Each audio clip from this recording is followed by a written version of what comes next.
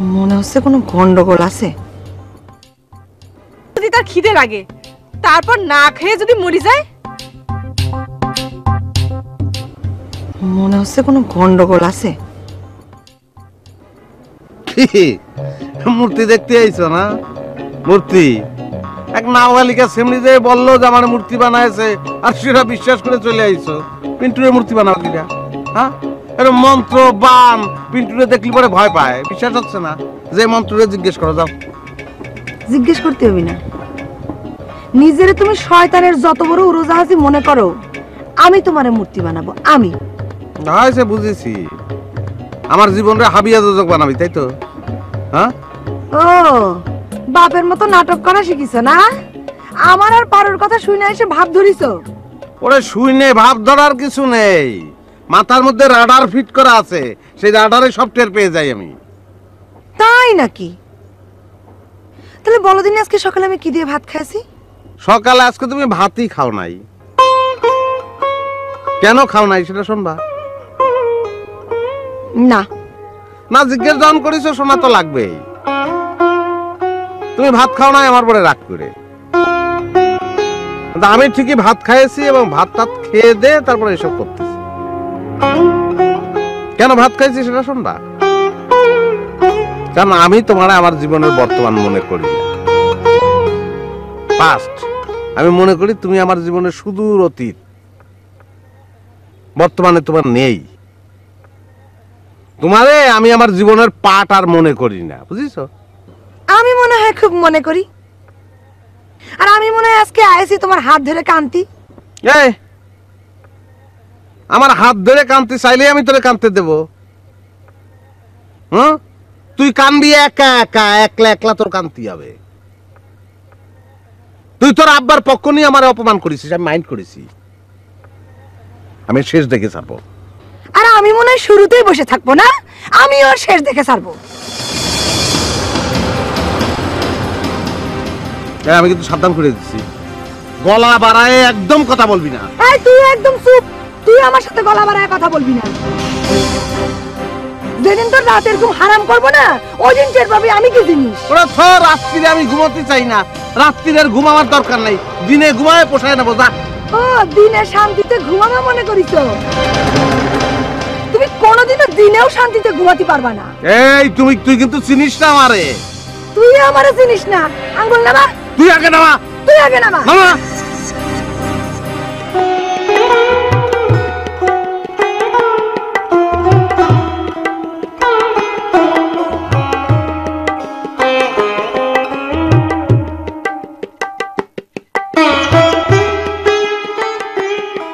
বাহ, সুন্দর তো, খারাপ না। যতদূর বুঝতে পারতেছি এদের মধ্যে একটা সম্পর্ক ছিল, এখন আর নেই, ভাঙে গেছে।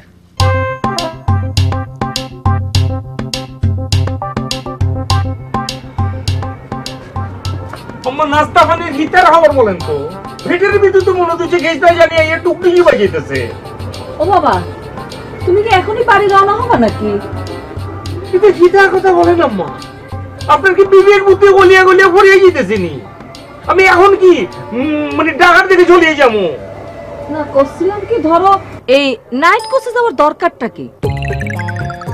ওই সকালবেলার বাসে চলে চলে যাবে, দিন থাকতে থাকতে বাড়ি পৌঁছে যাবে। আর রাতের বেলার গাড়ি চলা আমার একেবারে পছন্দ না বাবা। আম্মা, আপনি একই কথা বারবার মাতিয়া মাতিয়া হ্যাঁ না বলতেছেন। আমি তো এরপরে অবাক না হয়ে পড়তেছি না আম্মা, এত অবাক হচ্ছে আপনার কথা শুনি আম্মা। কি তার কথা কোন আপনি? ও বাবা, আমি তো তোমার সব ভালো কথাই করছি, অবাক হচ্ছ কিসের জন্য? আম্মা, আপনি যে আমার হলে একটা ভালো কিছু চিন্তা করতেছেন এটা আমি বুঝতেছি আম্মা। এদিকে যে আমার শ্বশুর আব্বার গলার ভিতরে জিব্বা জিব ফেঁসায় ফুচে আটকায় গেছে আম্মা। এই অবস্থায় আপনি কি তার কথা হচ্ছে জামাই তুমি চলে যাবে? তুমি আর থাকে কি করবা বাবা? এ তো বান মারিছে, কোনো ওঝা বুদ্ধির কাজ না, এই কাজ তো মহসিন রে করতে হবে। আম্মা, একটা কথা জামাই হিসেবে আপনার আমি বলিয়া দেই, মহসিন যাতে আব্বার পায়ের কাছে আইসিয়া আব্বার পায়ের নখ সুন্দর করে চেলি কাটার দিয়া কাটিয়া দেয় এবং আপনার পায়ের কাছে আসিয়া যদি একই কাজ করে, এই ব্যবস্থা আমি করতেছি আম্মা। আপনি কোনো চিন্তা করিয়েন না। না না না, আমার পা ধরার দরকার নেই বাবা। তাহলে কেন তো কথা বলেন আম্মা? আপনি কোনো টেনশন করিয়েন না, আমি তো শ্বশুরে লয়ে যেতেছি, এমন একটা হেস ঢুকাই দিব আম্মা, আপনি কোনো টেনশনে করিয়েন না। তো ফাঁক কখন হইব আম্মা আপনার? এটা খিদার ফাঁক করতেছেন আপনি? এই যে বাবা ধরো, এই যে আলু সিম ভাজি করবো আর ওই রুটি বানাবো, রুটি। জামাই রাখা অনেক লেগে আপনি আলু আর সিম $8 রেডি করছেন আম্মা, বড় বড় পরোটা লাগবো আম্মা, আপনি যাই এক হাতে কাজ করেন, ওই ঘরের থেকে একটু মাংসের জল দিয়া পরোটা দিয়ে আমার দিয়ে দেন আম্মা, আমরা খাইয়ে চলে যাই। ঠিক আছে বাবা, এই বেলাটা তুমি চালাই নাও, আমি পরের বেলাতে ব্যবস্থা করবো। ইটা খাই দেখাইতে তো ফ্যাটের ভিতরে হুড়া ঘুরে গেছে আম্মা।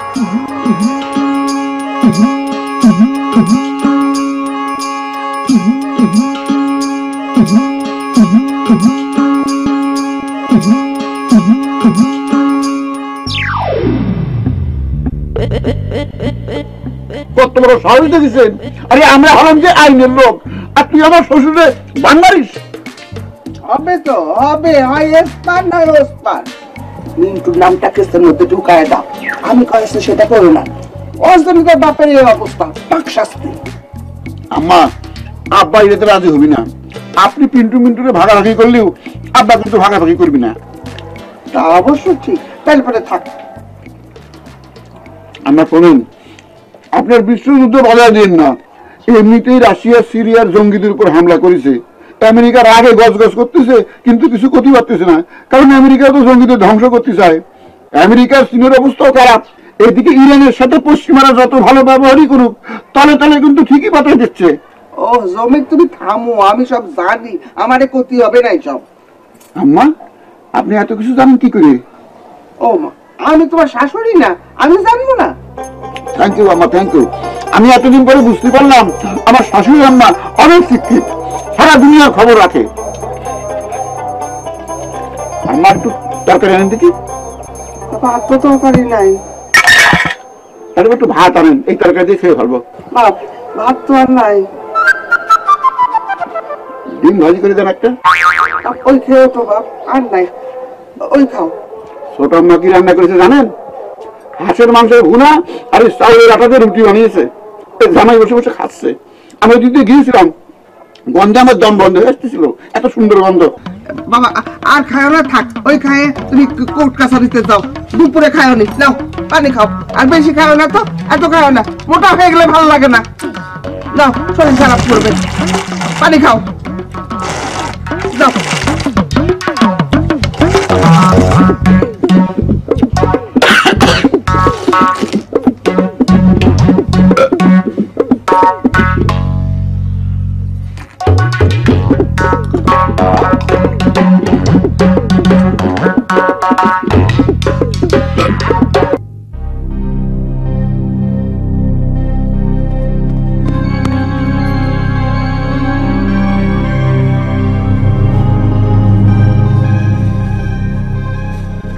রুকসি, রুকসি আমার নাম। জি শুনেছি, আব্বাজানের কাছে শুনেছি যে আপনি গ্রামে আসেছেন।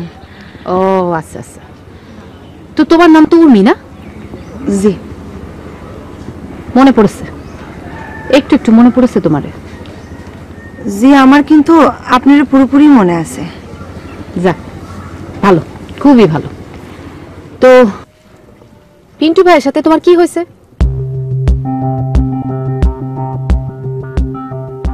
না, বিষয়টা আমার জানতে চাও একেবারে ঠিক হয় নাই। মনে হলো তুমি কোনো সমস্যায় আছো। আমি আবার কারো সমস্যার কথা শুনলে চুপ করে থাকতে পারি না, শুনতে ইচ্ছে করে, মনে করি যদি কোনো উপকার করতে পারি। আসলে বিষয়টা প্রাইভেট। প্রাইভেট বিষয় তো রাস্তার মধ্যে চিৎকার চেঁচামেচি করতেছিলে কেন? হ্যাঁ, প্রাইভেট ভাবে আলাপ করে সমস্যা মিটা ফেলো, যাও। কোনো সমস্যা এমন পর্যায়ে চলে যায় সেটার মিটানো সম্ভব হয় না। তোমারে দেখি কিন্তু আমার মনে হয় না যে তুমি কোনো ঝামেলা করার মতো মেয়ে। আর পিন্টুরে দেখে কি মনে হয় আপনার? পা থেকে মাথা পর্যন্ত ঝামেলা করার ছেলে, একটা ঝামেলা বাস। তালি পরে আপনিই বলেন, আমি কিছুই বলবো না। আমি তো কিছুই জানি না, আমি আর কি বলবো? ও তাই তো, আপনি তো কিছুই জানেন না। আচ্ছা ধরেন আপনি একটা ছেলের সাথে প্রেম করেছেন, করেছেন তো? ছেলেরা আমার ভয় পায়, আগায় না। না মানে আমি ধরাধরির কথা বলতেছিলাম আর কি। আপনি ডিয়ারিং, আপনার আগে পিছে যে 20 জন ছেলে পেলে থাকে সেটা এখন গ্রামের সবচেয়ে বড় খবর, কিন্তু সেই পরিস্থিতি আমি কি করব? আচ্ছা আচ্ছা, ধরলাম, এত কথা বলার কোনো দরকার নাই। আমি না করলেও তুমি তো প্রেম করিছো, তাই না? আর সেই প্রেমখানা যে একেবারে পিন্টু ভাইয়ের সাথে করিছো সেটা আমি বেশ বুঝতে পারতেছি। জি, কিন্তু এখন পিন্টু কি বলতিছে জানেন? কি বলতিছে? বলতিছে আমার বাবার মুখে চুনকালি মাইখে রাইতের অন্ধকারে ওর হাত ধরে পালায়া যাতি। সি। তারপর আমি কি ফেললাম মেয়ে? আপনি বলেন। আর ও কি জমিদারের বেটা?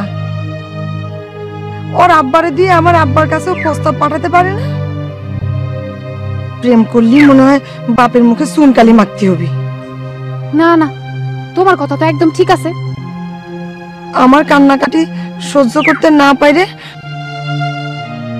আব্বাজান গেছিল পিন্টুর আব্বার কাছে আমার জন্য বিয়ের প্রস্তাব নিয়ে। ওর আব্বা আমার আব্বার গায়ে হাত তুলিছে, তার আমার সামনে। বলো কি? আর ওই পিন্টু একটু প্রতিবাদ করেনি। এখন আপনি বলেন আমার কি করা উচিত? যা উচিত সেটা তো তুমি তারে বলেই দিছো। হাবিয়া দোজো বানায় দাও ওর জীবনটা। সেই চেষ্টাই করে যাব সারা জীবন। আমি ওর জীবনটারে হাবিয়া দোজক বানায় ছাড়বো, ওর জীবনটা আমি শেষ করে দেব।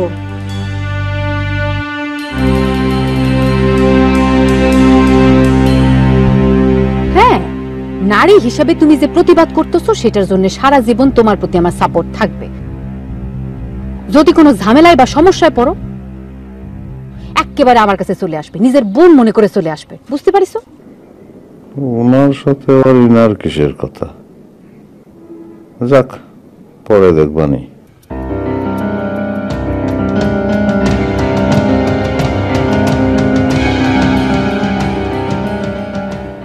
জি, তবে মনে হয় না কোনো সহায়তার প্রয়োজন পড়বে। তারপরে আপনি যেহেতু প্রস্তাবটা দিয়েছেন আমি চিন্তা করে দেখব। আসি। ঠিক আছে। মেয়ের মধ্যে স্পার্ক আছে, জ্বলন্ত বারুদ মনে হচ্ছে। আমার দলে ভিড়াতে পারলে খারাপ হতো না। দেখা যাক কোন দিকের পানি কোন দিকে গড়ায়।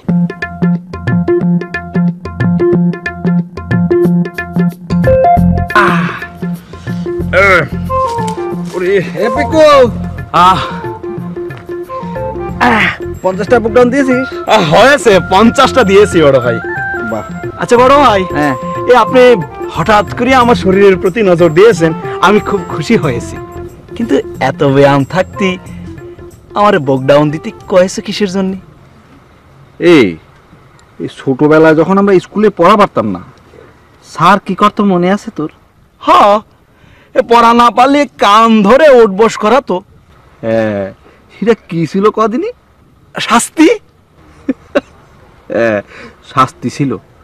তুই একটু আগে যেটা করলি না, ওই দিন বদল হয়েছে তো, ওই আগের মতো করে মানুষ আর শাস্তি দেয় না। তুই যেটা করেছিস সেটা হচ্ছে তোর ডিজিটাল শাস্তি। এ বড় ভাই, তুমি আমার সাথে বেইমানি করেছো, আমি কিন্তু সুযোগ পাইলে তোমারও শাস্তি দেব, বুঝছো? কি বুঝার পারতেছি না আমি বুঝলাম না। চাচা, আপনি কিছু বলবেন না, আমি বলবো। আপনি শুধু দাঁড়ায় থাকবেন। দরকার পড়ে আমি তার সাথে আপনার হ্যান্ডশেক করায় দেবো, দেখবেন যে আর কোনো সমস্যা থাকবে না।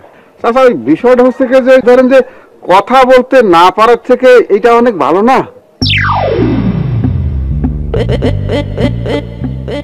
চাচা, রাগ করেন না, আপনি চলেন চলেন। সারা জীবন কত কথা বলেছেন, এরপর তো আর কোনো খারাপ পরিস্থিতি থাকতে পারে না। চাচা, আর মুসরামুসরি করেন না তো, চলেন যাই। চলেন। কি কথা শুরু হচ্ছে না? বাপ আপনি এখনো রেডি হইতেছেন না, তাড়াতাড়ি চলেন। আরে জামাই, রেডি হওয়ার তো কোনো দরকার নেই। চাচা যে অবস্থায় আছে ওই অবস্থায় তাকে আমি নিয়ে যেতে পারবো। কোথায় নিয়ে যাবেন আপনি আব্বাকে? কেন? মহসিন চাচার বাড়ি। চাচার কিছু করতে হবে না, আমি যা বলার কব, দরকার পড়ে আমি মহসিন চাচার পায়ে গিয়ে ধরবো। খিতার হতে হন আপনি আপনি আব্বার ওই মহসিন চাচার ভাই ধরবেন মানে কি? আপনি ভাই ধরা মানে তো আব্বা যে তার ভাই ধরা, এত ছোট খাইতে করবেন আপনি আব্বাকে? আব্বা কোন লোক দিয়ে চলাফেরা করেন? গেট আউট করে দেন। না না জামাই, তুমি বুঝতে পারতেছো না, চাচা আমাকে সারা জীবন বঞ্চিত করে গেলেও আমি চাচাকে সারা জীবন ভালোবেসে যাব। প্রথম প্রথমে আমি মহসিন চাচার গিয়ে পায়ে ধরবো।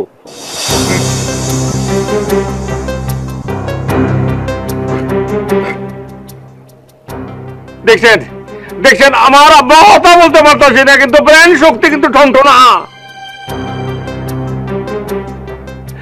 আপনি এক কাজ করেন তবরুল মিয়া, আপনি এখন আসেন, আমরা হেস করতে যেতেছি। আমরা যে কি করুন সেটাতে আমরা চিন্তা হয়ে রাখছি। আমরা মনে করি যে মহসিন চাচার ফ্যামিলি তার মাইয়া 14 গোষ্ঠীর নামে এমন ভাবে হেস করিয়া দিব যে তারা আবার ভাই মায়া ধরিয়া আসে আবার বান ছুটে লয়ে যাইব।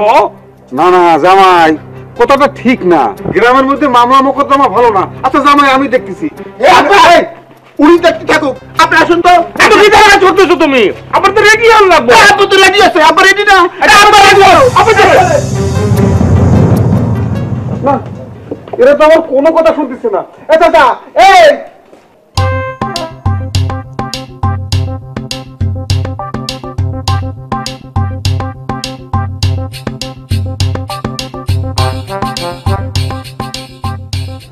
পারু মনে হচ্ছে আমার মূর্তি দেখানোর জন্য ওর বাপ মারে ডাইকে নিয়ে আসতেছে। তাহলে তো একটা ভেলকি দেখানোই লাগে। ভেলকি স্টার্ট।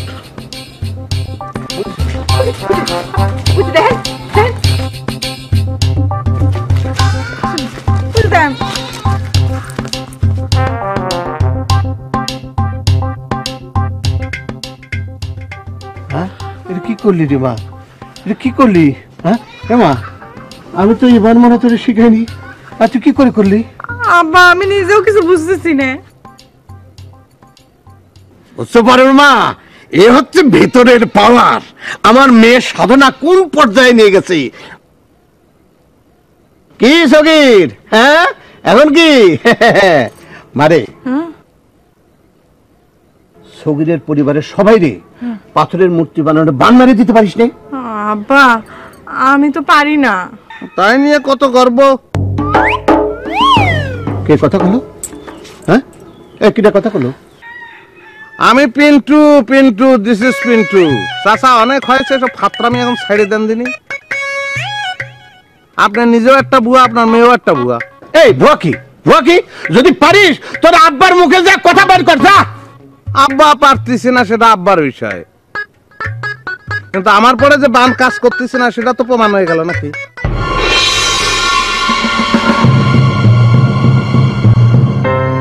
পোষায় নেবো যাই। তুই কিন্তু চিনিস না আমারে। তুই আমারে চিনিস না। আঙ্গুল নামা। তুই আগে নামা। তুই আগে নামা। নামা।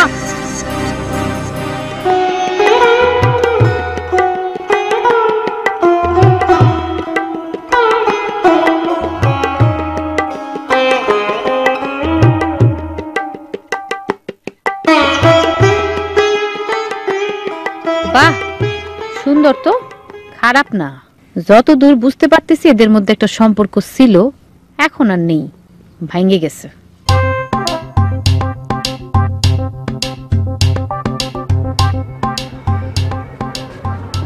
আমার নাস্তা পানির হিটার খবর বলেন তো। ভিটের ভিতরে তো মনে হচ্ছে গেছটা জানিয়ে এই টুকটুকি বাজাইতেছে। ও বাবা, তুমি কি এখনই বাড়ি রওনা হবে নাকি? কিন্তু হিটার কথা বলেন আম্মা, আপনার কি বিবেক বুদ্ধি গলিয়া গলিয়া পড়িয়ে যেতেছিনি?